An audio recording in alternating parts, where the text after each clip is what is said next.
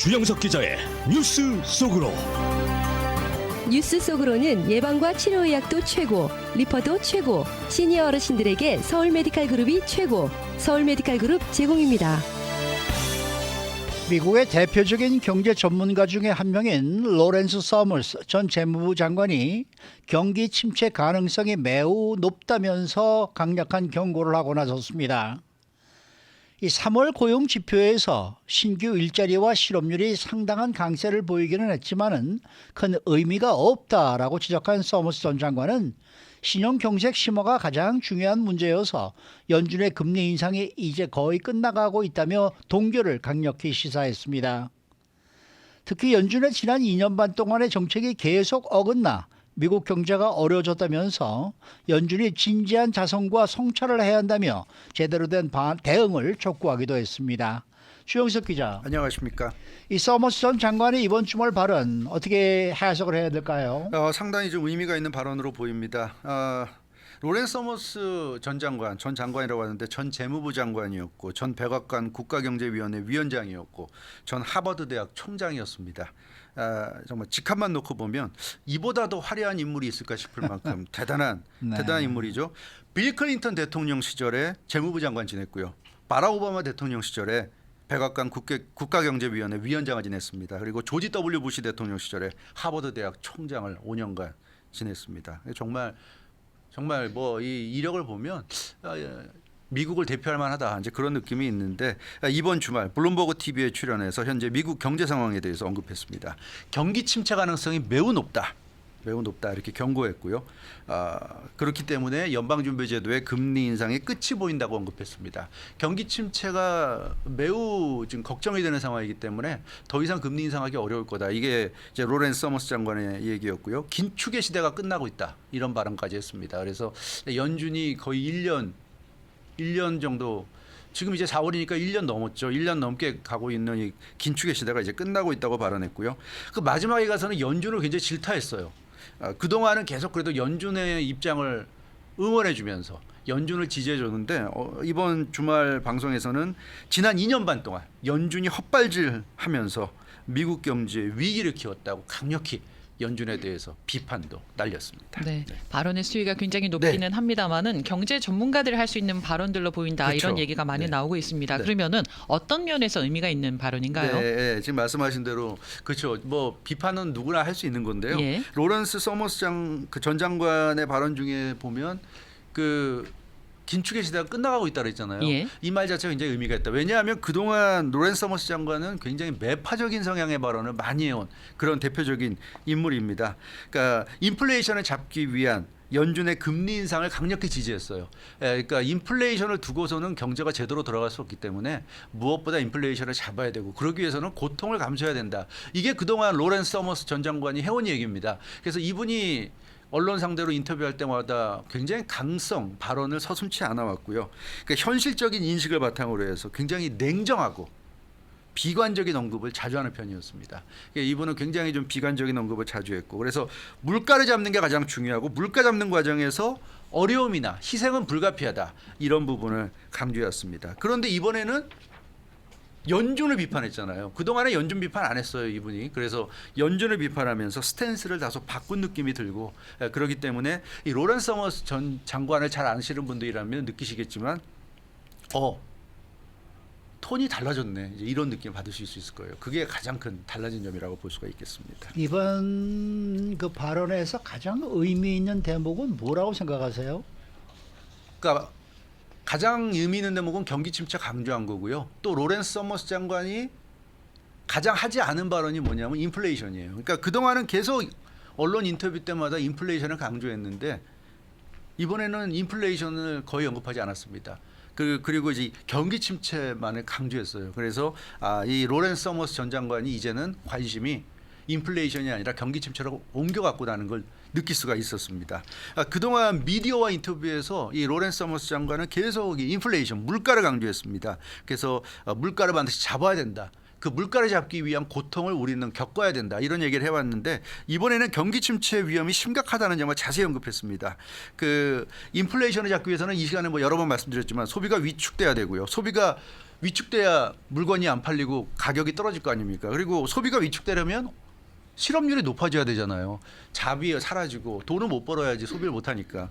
그러니까 소비가 위축되고 실업률이 높아지면 결국 경기 침체 가능성이 증가하는 거죠. 그래서 경기 침체까지 갈 때까지 가다가 이제 인플레이션 떨어지면 그때 다시 이제 경기를 부양하는 쪽으로 갈 수밖에 없는 상황인데, 로렌스 서머스 장관은 그동안 뭐라고 그랬죠? 인플레이션을 반드시 잡아야 하기 때문에 실업률이 5%를 넘겨야 된다고 여러 번 인터뷰할 때마다 강조해 왔어요.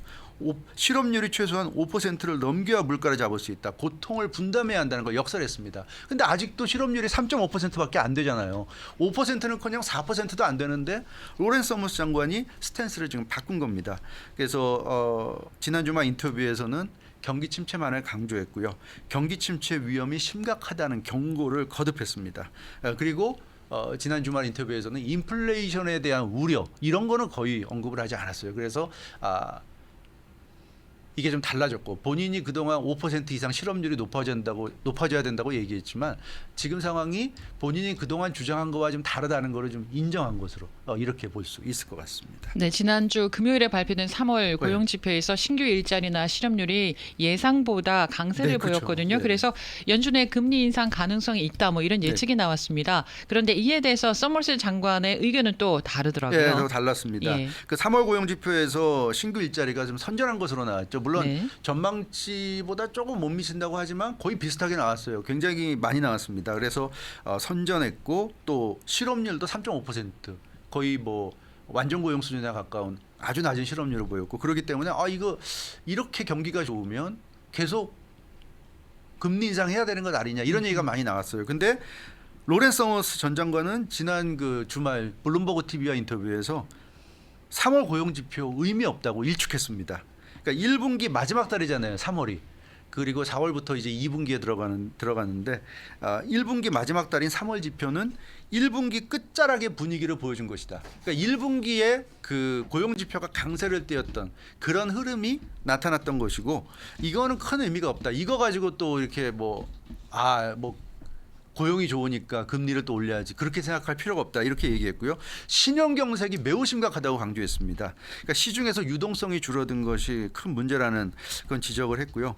그 고용 지표가 좋으면 연방준비제도는 이제 금리 인상을 통해서 인플레이션 고공행진으로 가지 않도록 조절을 하게 되는데, 유동성이 지금 많이 줄어들어서 신용 경색이 지금 심각하기 때문에 은행들이 지금 위기를 겪고 있고, 그렇게 되면 또 연준은 은행들이 위기를 겪을 정도로 유동성이 나빠지면 금리 동결이나 인하를 통해서 또 유동성을 제공하면서 숨통을 트이게 해주는 거죠.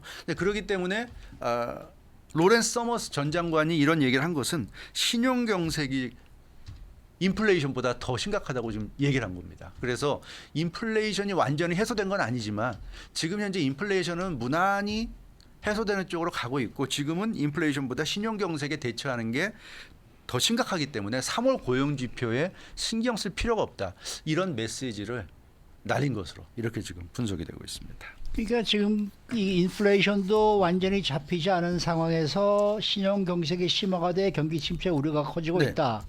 그렇다 그러면 연준도 뭐 어떤 선택을 하기가 쉽지 않다라고 봐야 되지 않겠어요? 네, 연준이 선택하는 게 쉽지는 않죠. 그래서 로렌스 서머스 장관도 그건 인정했어요. 연준이 매우 힘든 상황에 놓여 있다는 거를 언급을 했습니다. 신용 경색 때문에 지금 은행들이 위기를 맞고 있고, 그렇게 되면 이제 경기 침체로 가는데, 다른 한편으로 인플레이션이 완전히 잡히지 않았고, 그리고 최근에 국제 유가가 요동쳤잖아요. 그 산유국들이 감산을 발표하면서 국제 유가가 요동쳤고, 그래서 연준이 신용 경색에도 대처해야 되고, 또 이 물가 불안도 대처해야 되고, 그러니까 금리를 인상을 해도 리스크가 있는 거고, 금리를 동결해도 리스크가 있다.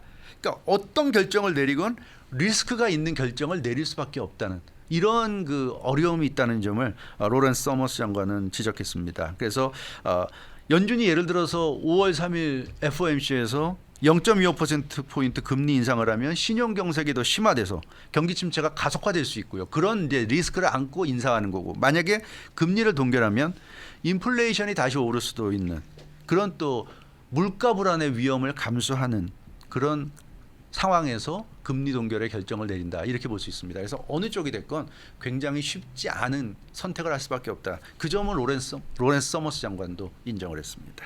그 얘기는 다시 말하면 서머스 전 장관이 신용 경색을 강력하게 경고를 하면서 네. 3월 고용 지표에 대해서는 신경 크게 네. 쓰지 않아도 된다라고 말한 거는 연준에게 금리 동결을 권고한 뭐 그런 내용이라고 할 수 있을까요? 네, 그렇죠. 근데 그렇게 얘기했는데 사실 그렇게만 얘기하고 끝나면 앞서 말씀드린 예. 대로 이쪽도 위험하고 저쪽도 위험하다고 예. 하고 끝내면 사실 무책임한 거잖아요. 예. 그런 얘기는 누구나 할 수 있는데 그 연준은 어찌됐건 결정을 해야 되는 거고 그래서 지금 그 이현주 아나운서께서 말씀하신 것처럼 굳이 양쪽 다 리스크가 있지만 로렌스 네. 서머스 장관은 그럼 어느 쪽에 무게를 뒀느냐?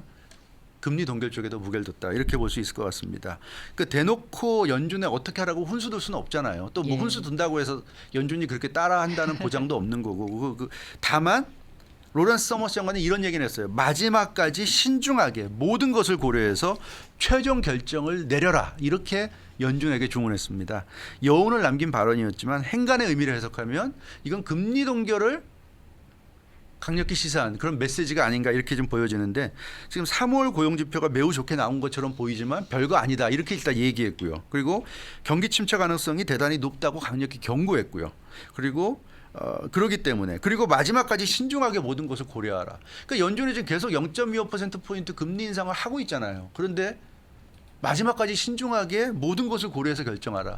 계속 금리 인상할 거면 사실 어떻게 보면 그냥 지금까지 해온 대로 가는 거니까 좀 무난한 결정인 거고 여기서 금리 동결이 좀 더 힘든 결정이겠죠. 굳이 비교하자면 0.25% 금리 인상은 계속 지금 몇 개월째 해오고 있잖아요. 그러니까 또 0.25%포인트 인상한다고 해도 뭐 그 정도는 큰 건 아닐 거예요. 근데 여기서 동결한다? 이거는 뭔가 흐름을 바꾸는 거기 때문에 연준 입장에서도 쉬운 결정이 아니다. 따라서 마지막까지 신중하게 생각해서 결정하라는 이 말의 뉘앙스는 금리 인상보다는 금리 동결에 가깝지 않느냐. 이제 이렇게 볼 수 있을 것 같습니다. 현재 연준 기조는 아직은 금리 인상인데 이 기조를 이제는 바꿔야 될 때가 아니냐.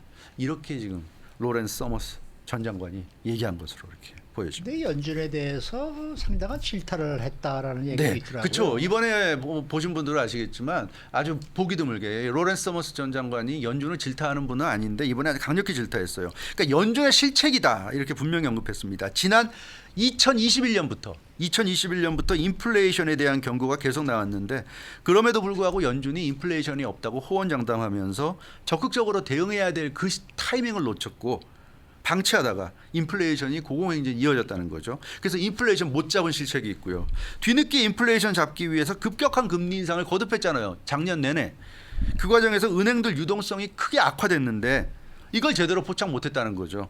그러니까 그렇게 계속 금리 인상을 빅 스텝 밟으면서 올릴 정도가 되면 자이언트 스텝 밟고 그러면 당연히 유동성이 줄어들고 은행들이 어려워질 수 있다. 금융권이 어려워질 수 있다는 건 누구나 예측 가능한데 그 연준이 챙겼어야 된다는 거죠. 금리 인상을 하면서도 좀 챙기면서 은행들 상황이 괜찮은지를 점검했어야 되는데 그거 안 했다는 겁니다. 그래서 결국 3월에 실리콘밸리뱅크 파산으로 심각한 금융권 상황이 드러날 때까지 연준은 아무것도 몰랐고 대책도 없었다는 거죠. 그래서 올 3월이 돼서야 지속적 금리 인상에 따른 후유증을 실감하는 일이 일어났다. 그러니까 세상이 다 알 때까지 연준은 아무것도 못했다. 그러니까 연준은 인플레이션도 대응 못했고 결국 금융위기도 대응 못했고 아무것도 못했다. 이렇게 아주 강하게 질타했습니다. 그러면 연준이 앞으로 뭐 어떻게 해야 된다는 얘기예요? 그러니까 이미 타이밍을 놓쳤기 때문에 지금 힘든 네. 거죠. 타이밍에 맞춰서 대응을 했으면 그러니까 우리 옛말에 있죠. 뭐 호미로 막을 일을 가래로도 못 막는다고 하는데 이게 지금 그런 상황이잖아요. 연준이 처음에 제대로 대응했으면 호미로 막을 수 있는 걸 지금은 가래로도 못 막는 상황이 됐다. 그래서 로렌스 서머스 전 장관도 이 시점에서 뾰족한 대책을 내놓기가 힘들다는 점을 지적했고 그렇기 때문에 연준이 진지하게 자성하고 성찰해야 한다고 얘기하고 있습니다. 그러니까 지난 건 어쩔 수 없는데 계속 연준이 이런 식으로 대응한다면 앞으로도 경제 위기, 경제의 여러 가지 복잡한 상황이 벌어질 때마다 계속 이렇게 뒷북치고 계속 이렇게 무능한 모습만 보인다면 희망이 없다는 거죠. 그래서 지난 2년 반을 잘못 이끌고 온 미국 경제를 잘못 이끌고 온 점을 분명히 인정하고 반성하고 정신 차려야 된다는 겁니다. 그래야 앞으로 미래에 대한 희망이 있다는 겁니다. 어차피 앞으로도 연준이 미국 경제 이끌어 나가야 되잖아요. 우리가 그렇다고 연준을 해체할 수도 없고 그러니까 지금부터라도 정신 차리고 제대로 일을 해라. 이게 로렌스 서머스 전 장관의 질타입니다. 특히 은행 문제에 대해서 좀 의미심장한 조언을 네. 했다고 그래요. 그렇죠. 미국 금융 시스템에 사실 좀 문제가 있잖아요. 그러니까 우리가 돈을 은행에다가 예치하는데 사실 미국 은행에서 돈 벌 수 없지 않습니까? 은행에 그 예금을 넣어놔도 워낙 이자가 낮기 때문에 은행에서는 돈을 못 벌어요. 이게 미국 금융 시스템의 근본에 대해서 로렌스 서머스 장관은 지적했습니다. 그러니까 현금으로 아무것도 벌지 않는 것을 전제로 한 것이 지금 미국 금융 시스템이다. 이렇게 지적을 했습니다. 미국 은행 계좌에 돈을 예치해서 돈을 더 불릴 수 없는 구조가 지금 미국 금융 시스템이라는 거죠. 근데 사회 구조적으로 은행 계좌가 있어야 돼요. 왜냐하면 무슨 아파트 렌트를 할 때도 필요하고요. 그렇잖아요. 그리고 그럼요. 직장을 얻을 때도 필요하고. 그러니까 은행은 우리가 좋아서 계좌를 트는 게 아니라 미국 정부가 요구하는 거죠. 그렇게 해야지만이 우리가 사회생활을 할 수 있기 때문에. 그러니까 우리가 은행에 계좌를 틀어서 유리한 건 없어요. 유리한 건 없는데 계좌를 안 틀면 사회생활을 할 수 없기 때문에 튼다. 이게 지금 미국 금융 구조라는 얘기죠. 텍스 리턴도 은행을 통해서 받고 세금도 그렇죠. 은행을 통해서 내죠. 아니 물론 그러니까요. 그렇게 했기 때문에 네. 그렇죠. 은행 계좌는 필요한 거죠. 근데 우리가 계좌를 통해서 돈을 벌 수가 없는 거죠. 그러니까 굉장히 이상한 구조입니다. 이게. 돈을 맡겼는데 오랫동안 맡겨놓고 있으면 거기서 이자가 쌓여야 되는데 지금 안 쌓이는 게 미국 은행 구조란 말이죠. 이러다 보니까 은행이 돈을 벌어다 주지 않기 때문에 사람들이 주저없이 지금 은행에서 돈을 빼고 있다는 겁니다. 은행에 돈을 넣어봐야 이익이 없기 때문에. 그래서 로런스 서머스 전 장관은 이번 기회에 미국의 금융 시스템도 바뀌어야 된다. 은행에 돈을 넣어놓으면 이익이 생겨야지. 사람들이 돈을 넣어놓고 리스크도 감당하면서 거기다 돈을 맡기는 거지. 은행에 돈 넣어놓으면 리스크만 있고 이익이 없잖아요. 그런 상황에서 로런스 서머스 장관은 이번 기회에 금융 시스템의 전면적인 개편, 개혁 이런 것도 좀 생각해 봐야 된다. 이런 지적도 했는데 이 미국 경제의 아주 미국 경제의 대가의 이런 지적을 연준도 좀 새겨들어야 되지 않을까 싶습니다. 네, 주영석 기자였습니다.